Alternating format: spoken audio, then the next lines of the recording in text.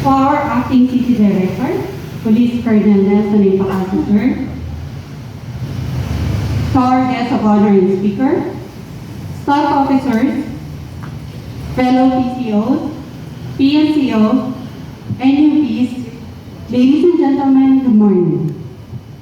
It is my privilege to introduce our guest of honor and speaker for today's Monday flag raising ceremony. Our guest of honor and speaker is a licensed professional teacher. He is a native of Naga City, Camarines Sur, residing at Zone 3, Igualdad Interior, Naga City.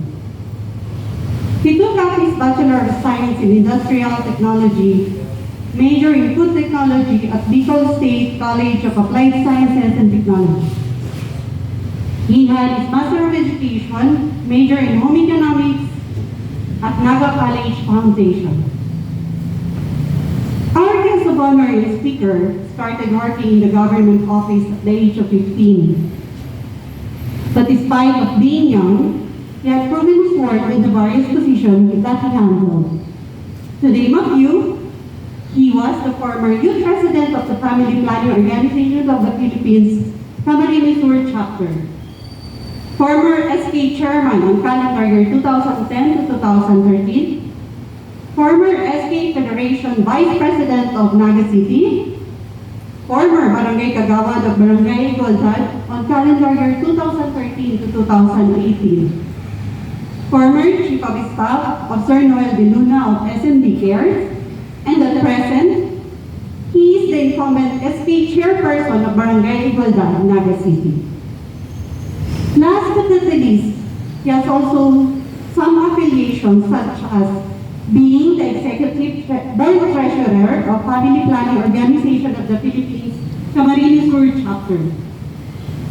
He is also the Youth SK representative at City Leadership Team. And at present, the KKDAT Naga City Federation President. Without much further ado, please join me in welcoming our guest of honor and speaker, Honorable Angelo Bendiola, LPC.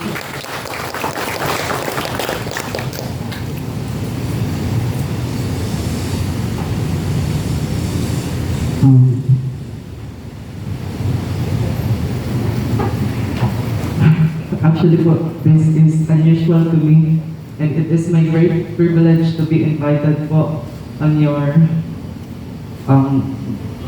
flag raising ceremony. First and foremost, I would like to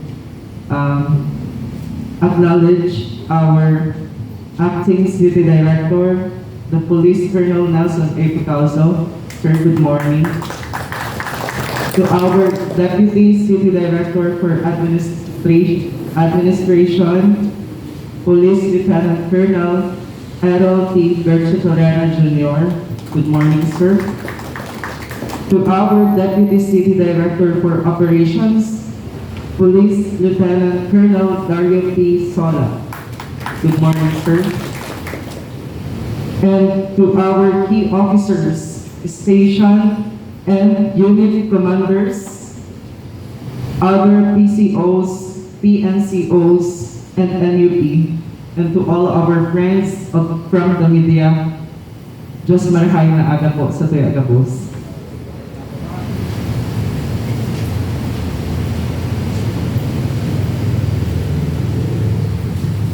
To be clearly honest po, I was not feeling well for the past 2 days, but not due to COVID, so kayo po mag-worry.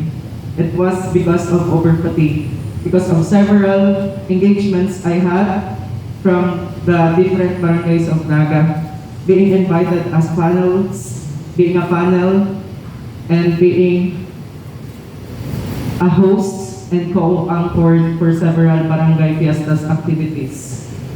I was really skeptical in accepting the invitation by the police station 1, but since it was an indefinite feeling of state of being, so please forgive me for my voice if it is a bit shaky and unclear to one and all, but I will try my best. Moving on, upon receiving the invitation of being the guest speaker today, October 10, 2022, On your traditional Monday flag ceremony, I was actually thinking of how would I start and what would I tell to all of you. Because I know every one of you is experienced enough more than I. And then just today, I realized that it would be easier for me if I let myself speak about my experiences becoming a young leader. Today, I would like to share to you my leadership experience. I started working in a government office at the age of 15. It was 2010 when I was elected as SK Chairperson of KKDAT Naga City and was elected the SK Vice President Federation of the Naga City. It was unusual, it was new to me, and never had I ever experienced becoming a leader in our community. Coming from a poor family, coming from nothing, coming with no experiences at all. You know what? There's a lot of definition of leadership. You may search it online and you may seek a friend for a help. But one thing is for sure, we all have our own definitions of it because we have our own experiences too. And let me grab this opportunity to say my version of leadership. But first, think of the best leader you ever had, you ever worked for. Sino po ang leader na inyong tinitingala hanggang sa ngayon na nakatrabaho po ninyo? Why did I ask you that? Because a leader is someone who is not alone along the way. A leader needs an inspiration. A leader is a family. A leader is a friend. A leader is most importantly should be motivated every day to push harder and become the person he or she looks up to. A lot of leadership kinds, types, and approaches. Kadakol po kitang strategies to become more efficient leaders. It is true. But I wanted to give emphasis today is about self-leadership. Leading yourself first before you lead others. It is tantamount to knowing the path and direction first and creating your team's vision and become your team reality. Because as a leader, you must be knowledgeable. You must have the mastery of in your field. Enough to think, knowledgeable enough to the things you are into. Because ignorance is never an option in leading one group. For it will bring lots of opportunities, not only for yourself, but for your teammates. That is why we are attending schoolings, CPD, unit earnings and trainings, and leadership capacity buildings. Once we attain self-leadership, we attain self-discipline.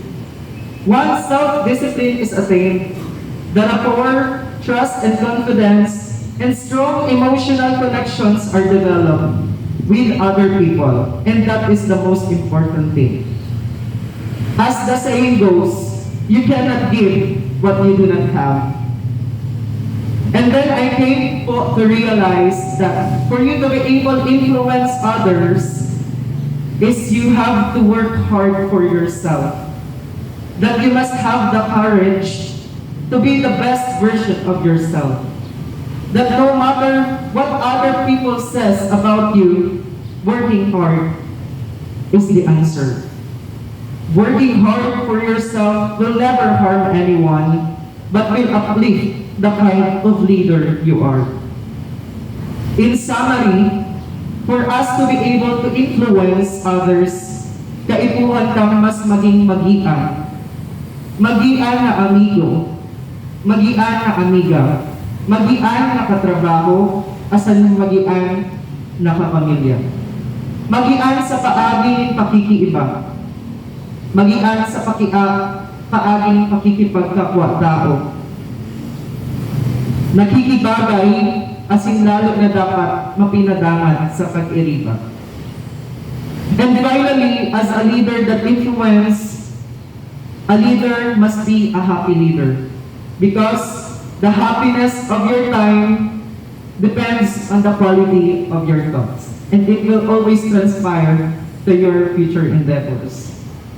Diyos mabalos po, Naga City Police Office, asin marahay na aldaw po sa Tuyaga Boss.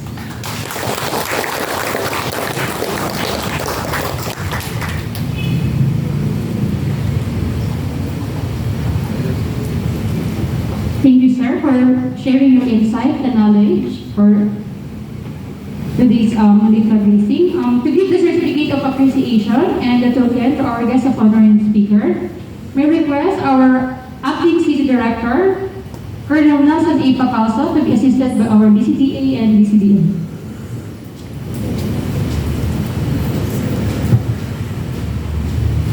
Citation read, Republic of the Philippines, National Police Commission, Philippine National Police, Police Regional Office 5, Naga City Police Office, Berlin Street, Barangay Santa Cruz, Naga City. In grateful appreciation for sharing his precious time and valuable insight as guest of honor and speaker during the traditional Monday flag raising ceremony in line with the theme Leadership to Influence Others, held at NCPO Ground, Berlin Street, Barangay Santa Cruz, Naga City. Given the 10th day of October 2022 at Naga City Police Office, Naga City, Philippines. Signed, Nelson A. Pacalso, Police Colonel, Acting City Director.